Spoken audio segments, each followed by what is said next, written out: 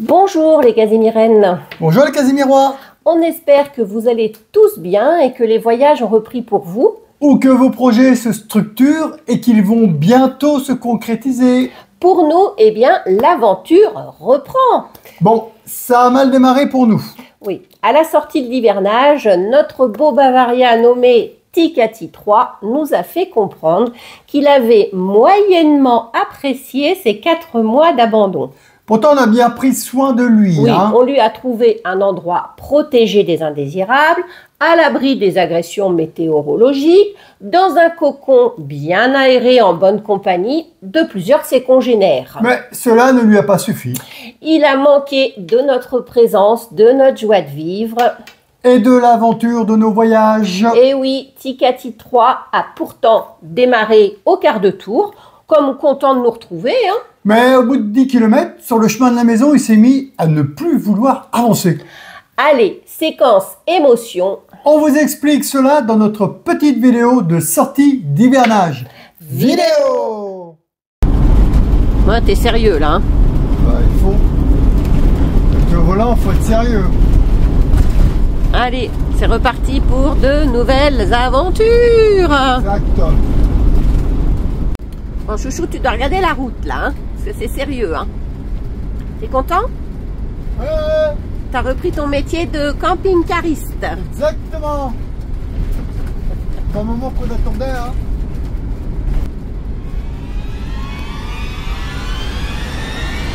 Mais soudain, je vois le visage de Chouchou se crisper. Que se passe-t-il? Il a quoi là? Bah je sais pas, il avance pas plus de 30-40 km/h. Comme si j'avais plus de gasoil qui arrivait. Punaise. Ouais, je sais pas ce que c'est. Puis il faut qu'on prenne l'autoroute là. Et il va falloir qu'on prenne l'autoroute, hein, donc ça va pas être... Ah bah, à 30 km/h c'est même pas la peine. Et Bon, t'as pas de voyant d'allumé là?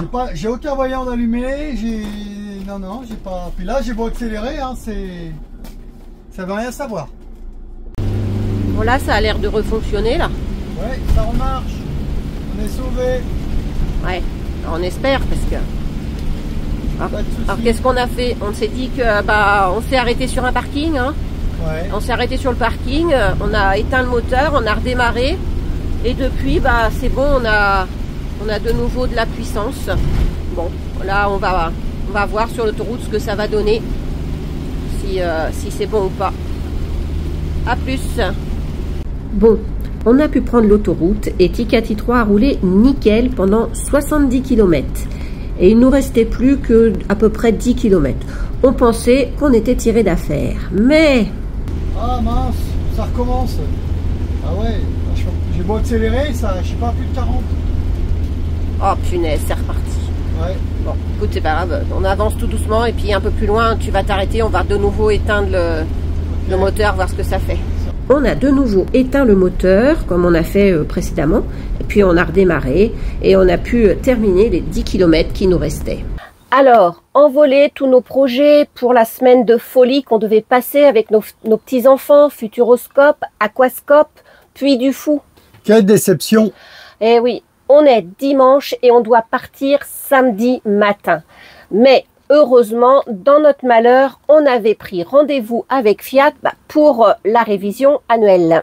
On a donc passé une nuit de dimanche à lundi plutôt agitée jusqu'à ce matin où on a déposé le camping-car chez Fiat. Enfin, c'est toi qui y es allé, hein. C'est moi qui y suis allé. Il l'a déposé, c'est juste à côté de chez nous. Donc là, ce matin, pas de nouvelles pannes. Non. Rien, tout allait bien. Bon, ils t'ont plutôt rassuré. Oui, hein, oui. quand t'as déposé. Il m'a dit, oh, ça doit pas être bien important, bien grave, vous inquiétez pas, Bon. on va vous sortir de là. Enfin, Voilà. tant qu'il n'y a pas confirmation, on croise les doigts, on espère que ce n'est pas grand-chose. Inutile de vous dire qu'on a passé vraiment une journée très stressante. Dès que le téléphone sonnait, on disait pourvu que ce soit Fiat. Et puis à 15 h, le verdict tombe, le téléphone sonne et c'est Fiat et il nous dit « Vous pouvez venir chercher votre camping-car, il est prêt ». Et je dis alors, c'était pas grave la panne, le fait qu'il roulait qu'à 30 à l'heure par moment.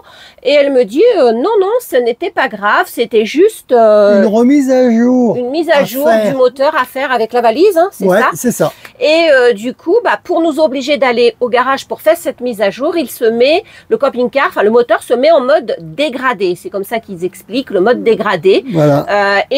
Du coup, vous pouvez avancer un peu, rouler à 30 ou 40 à l'heure, mais ça vous oblige à aller au garage le plus proche. Et voilà. Bon, nous, on avait heureusement rendez-vous chez Fiat. Et puis, c'est pour ça que ça a bien confirmé lorsqu'on éteignait le moteur et qu'on le rallumait. C'est pour ça que j'ai fait faire cette manipulation à Thierry. En disant, si on coupe et qu'on rallume, eh bien, ça repartait à zéro. Tu fais le kéké, mais tu faisais pas le kéké hier quand il y avait la panne. On peut. Voilà. Et voilà, ça remettait à zéro. Et puis dès qu'on a roulé un petit peu, il nous a laissé sur les 70 km d'autoroute nickel. Bon, c'est vrai qu'on était tout le temps en accélération, donc c'est peut-être pour ça. Et c'est quand on est ressorti de l'autoroute où là on a rétrogradé. Et puis quand il est reparti après la sortie d'autoroute, bingo, ça a recommencé. Le fait de rééteindre, c'est reparti, ça a refonctionné, mais je pense qu'on serait retombé en panne 10 ou 15 km plus loin si on n'était pas arrivé chez nous. Autre chose, hein. Bref, beaucoup de stress, de frayeur, de désillusion pour pas grand-chose en fin de compte. Merci l'électronique, parce que dans notre ancien Tikati, dans le Tikati 2, on n'avait pas tout ça et ça roulait comme sur des roulettes, c'est le cas de le dire.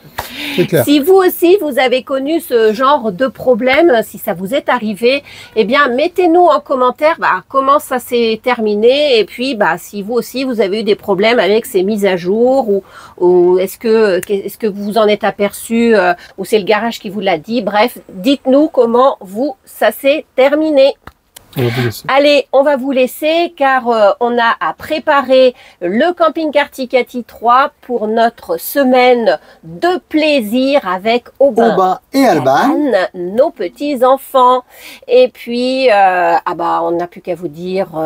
Et samedi matin, c'est le départ. Eh oui, samedi matin, c'est le départ.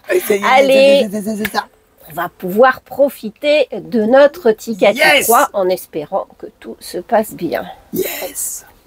Eh bien, les amis vadrouilleurs, quelle sortie d'hivernage stressante, surtout quand on a plein de projets d'aventure dans les starting blocks. On espère que ce petit partage de notre vie en camping-car vous aura quand même diverti et peut-être même appris quelques petites choses sur ce genre de panne. Mais pas de panique, l'aventure continue et on a hâte de vous emmener avec nous pour notre prochaine étape qui promet d'être beaucoup plus fun et remplie de découvertes. Dans notre prochaine vidéo, on vous embarque pour un road trip explosif avec nos petits-enfants entre futur et l'histoire. Accrochez-vous car on va vous montrer quelques images rien que pour vous donner envie de vivre comme nous cette expérience du Futuroscope avec ses attractions futuristes, de plonger dans les fonds marins à l'aquascope et de vivre la grande histoire de France au Puy du Fou.